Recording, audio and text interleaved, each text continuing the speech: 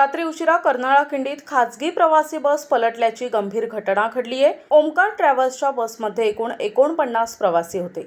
या अपघातात 26 प्रवासी जखमी झाले असून त्यापैकी 2 जणांची प्रकृती गंभीर आहे। अमोल तळवडकर या प्रवाशाचा या अपघातात दुर्दैवी मृत्यू झालाय। ही खासगी बस मुंबईहून कोकणकडे निघाली होती। सुमारे रात्री 11 वाजता कर्नाळा घाट उतरत असताना चालकाचं वाहनावरील नियंत्रण सुटल्यानं बस रस्त्याच्या कडेला उलटली। घटनेची माहिती मिळताच पोलीस, अग्निशमन दल आणि स्थानिक नागरिकांनी तात्काळ घटनास्थळी धाव घेत बचाव कार्य सुरू केलं। काही प्रवासी बस खाली अडकले होते, त्यांना जेसीबीच्या मदतीने बाहेर काढण्यात आलं। सर्व जखमींना कामोठे येथील MGM रुग्णालयात दाखल करण्यात आले। स्थानिक प्रशासन आणि रुग्णालय प्रशासनाकडून जखमींवर उपचार सुरू आहेत। अपघाताचं कारण शोधण्यासाठी पोलीस तपास सुरू आहे।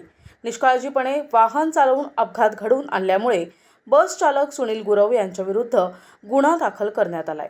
सध्या चालक फरार आहे। आम्ही सर्वजण झोपलो होतो, अचानक जोरात झटका बसला आणि बस पलटी झाली। आरडाओरडा सुरू झाला। काही जण बाहेर पडले पण काही जण बस खाली अडकले। नशिबानं काही वेळात मदत पोहोचली आणि आम्हाला बाहेर काढलं।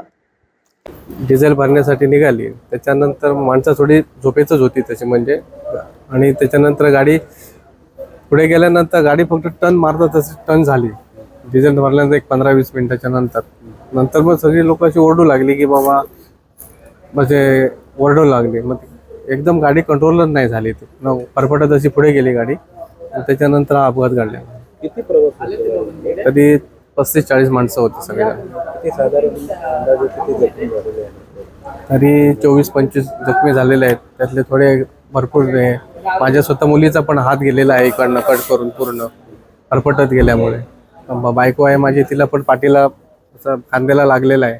अजून एक लहान छोटी पोरगी होती, त्याला मी स्वतः ते गाडीच्या खालून काढली आणि त्या दुसऱ्या माणसाकडे दिली। ते 1.5-2 वर्षाची मुलगी असेल ती।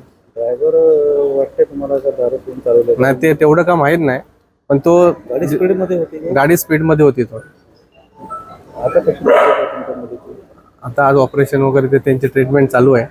बाकी डॉक्टर बोलले जेवढे आपले प्रयत्न होऊ तेवढं आपण करू असे बोलले। काय वाटतं, नेहमी खासगी बसचा असा अपघात होत असतो? यावर सगळे म्हणजे मंत्री लोकांनी सगळ्यांनी लक्ष द्यायला पाहिजे। बाबा एवढे आपले गावकरी गावाला जातात तर त्यांच्यासाठी काहीतरी सोय केली पाहिजे, कारण ट्रेन तर सगळे फुलच असतात।